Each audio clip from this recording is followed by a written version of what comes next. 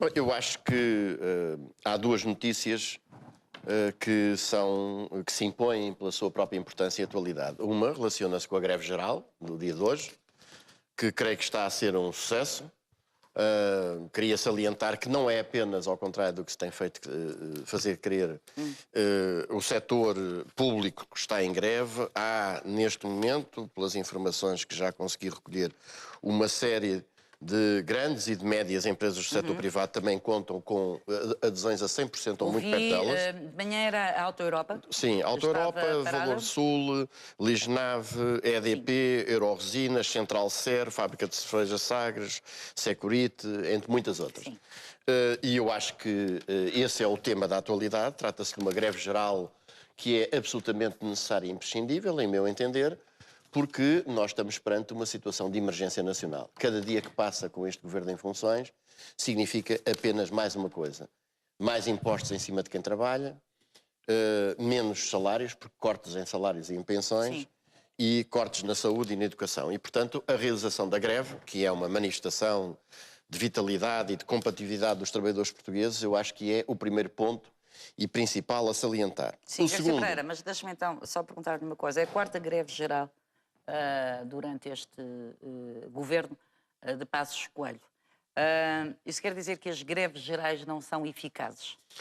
não, o que quer dizer é uma coisa, é que vai ser necessário fazer mais greves gerais e pelos dias que se mostrarem necessário até que este governo cesse funções, porque é preciso salientar uma coisa: este governo está numa situação de completa ilegitimidade. Este governo chegou ao poder com umas eleições que, além de terem sido uma farsa, porque elas foram convocadas para supostamente o povo português escolher as soluções que os partidos representados no Parlamento não se tinham conseguido entender para resolver o problema do déficit e da dívida, fizeram-se as eleições e depois constatou-se que afinal as soluções já estavam todas previamente negociadas e impostas através do acordo da Troika. E, portanto, a capacidade soberana de decisão do povo português tinha sido completamente sequestrada. Mas a verdade é que essas eleições foram ganhas com base num conjunto de promessas que foram o pressuposto da obtenção dos votos. E o governo, este, aliás, como os anteriores, a começar pelo de Sócrates, assim que se apanhou no poder, passou a fazer exatamente o contrário. Ora, um Presidente da República que jura defender a Constituição, que efetivamente defendesse essa Constituição, verificando que há aqui um não regular funcionamento das instituições democráticas, pelo contrário, o que há é um golpe, o que devia fazer era imediatamente demitir esse governo.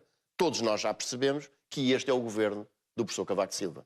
Comparemos o discurso do 25 de Abril com o discurso da sua tomada de posse no segundo mandato, relativamente a um governo e a um outro, para se perceber que este governo vai ser sustentado até ao fim pelo Presidente da República. Se este governo não se demite, se o Presidente da República não o demite, tem de ser o povo português a demiti-lo. E só há uma forma de demitir um governo destes, que tem, aliás, uma postura de completa arrogância. Eu já não me refiro apenas a esta frase típica do regime de antes do 25 de Abril. Isto é típica dos fascistas, quer dizer, a greve é um direito inalienável, mas menos greves e mais trabalho. Deixem-nos trabalhar, deixem-nos trabalhar. Nós já conhecemos este discurso.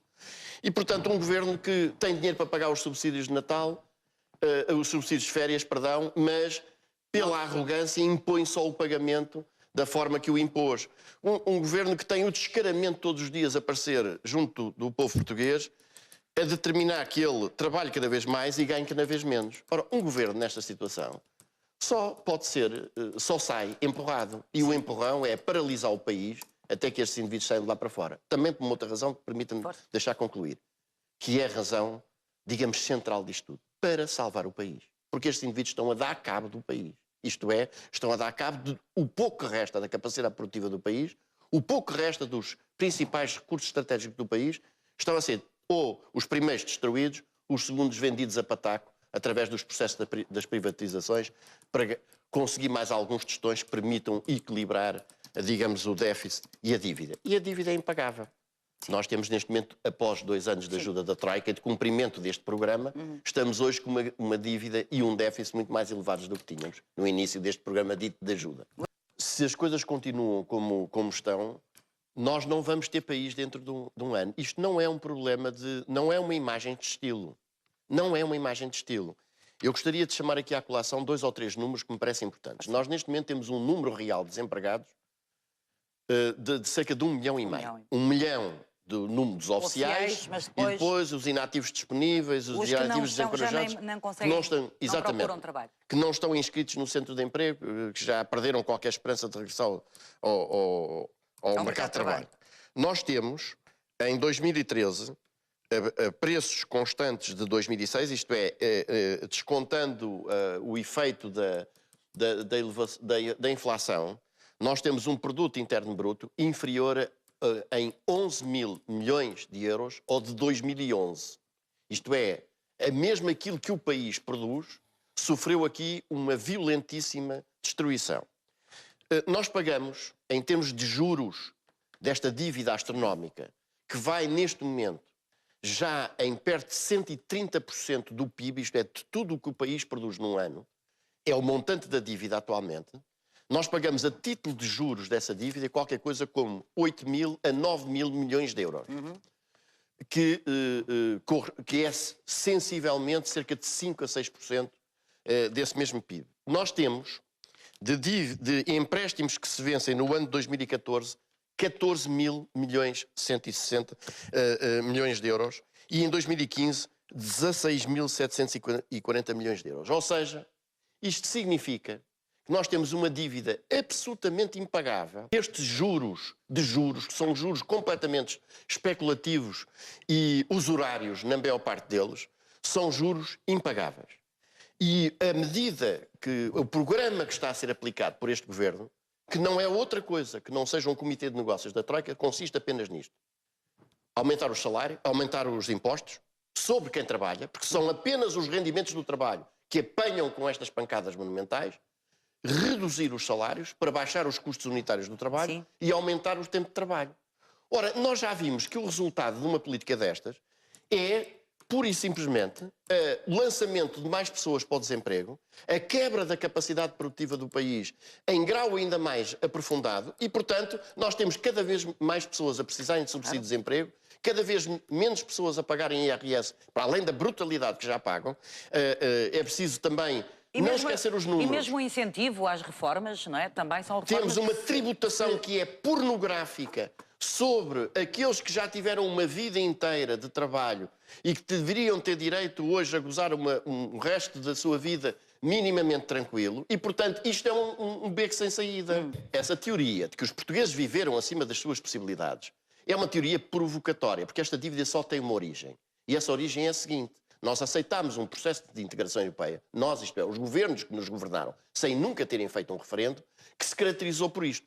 Cortar completamente, acabar com a capacidade produtiva do país e transformar o nosso país naquilo que ele é hoje, que é um país de serviços. 85% do PIB é de um setor terciário, quase todo de baixa qualidade. E, portanto, agricultura. Os senhores não se preocupem com a agricultura, que isso agora é com a França. Portanto, os milhões que vieram da União Europeia serviram, em vez de modernizar a nossa agricultura, foi para financiar o abate das árvores, o abandono dos campos, o corte das vinhas. Pescas. Os senhores agora não se preocupem com as pescas, que isso agora é com a Espanha. Apesar de Portugal ter a maior zona económica exclusiva. E o dinheiro que veio da União Europeia, em vez de servir para modernizar a nossa frota, o que serviu foi para financiar o abate da nossa frota. Indústria. Os senhores não se preocupem com isso, que isso agora é com a Alemanha. E assim sucessivamente. Isto é, nós transformamos num país que não produz nada. Um país que não produz nada tem de importar a maior parte daquilo que necessita, a começar por aquilo que necessita para comer. E é daí que vem o endividamento do país. Ora, evidentemente, o povo português não é responsável por isto. Segundo ponto.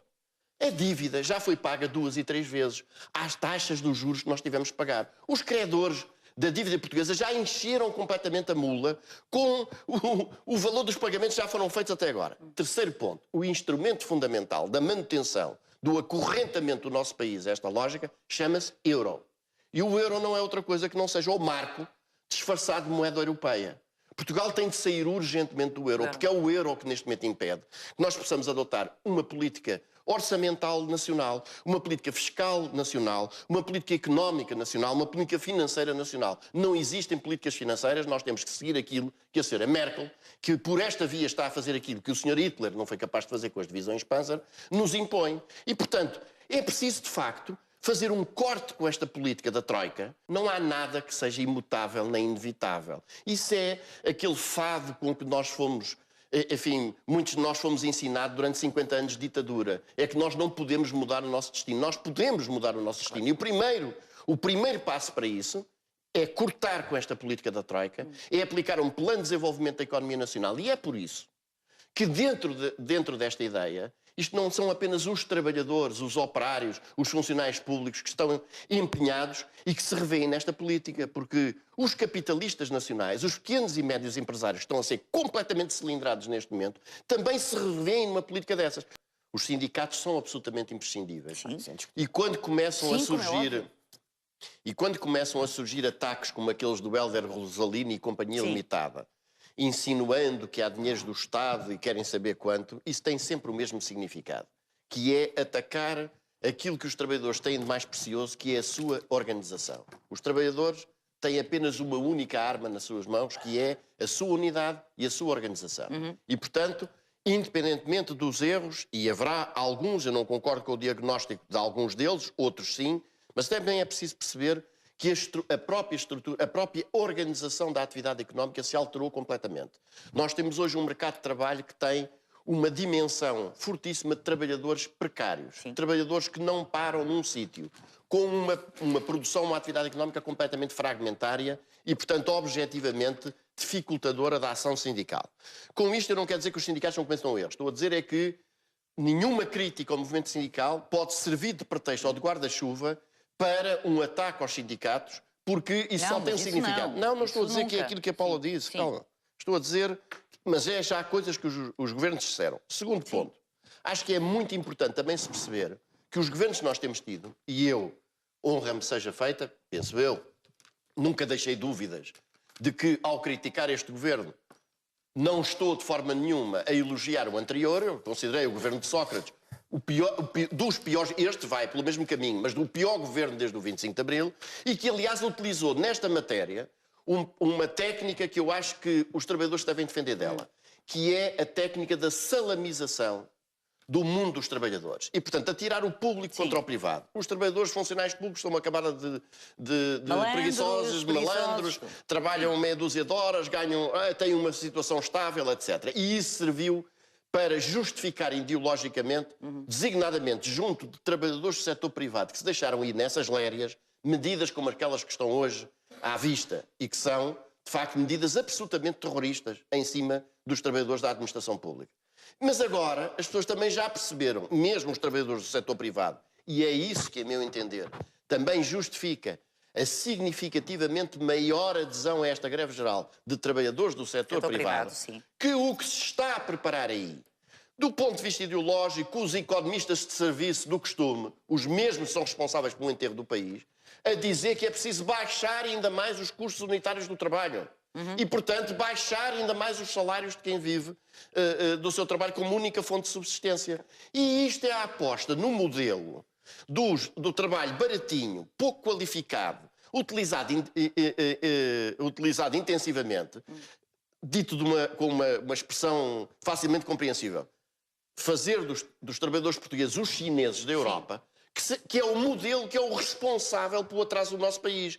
O nosso país tem condições de partida, é preciso dizer isto, nós não vivemos nenhuma fatalidade do destino. O nosso país tem condições de partida, desde a sua zona económica exclusiva, que é a maior de toda a União Europeia, até à sua posição geoestratégica, que permite que o nosso país pudesse ser a porta de entrada e de saída do essencial do tráfico de mercadorias, em particular por via marítima, de todos os continentes do mundo. Nós temos, se tivéssemos uma política ao serviço do desenvolvimento do mesmo país, condições perfeitas para sermos um país desenvolvido e progressivo. O que está aqui de errado é nós termos à frente do poder, tivemos antes e temos agora, pessoas que estão cá para aplicar um programa que não tem nada a ver com o país. Nem estes senhores têm nada a ver com o país. Estes senhores, quando tiverem completado a sua missão, saem daqui e vão ocupar os taxos que estão à espera deles na União Europeia, no Banco Central Europeu, no FMI, etc.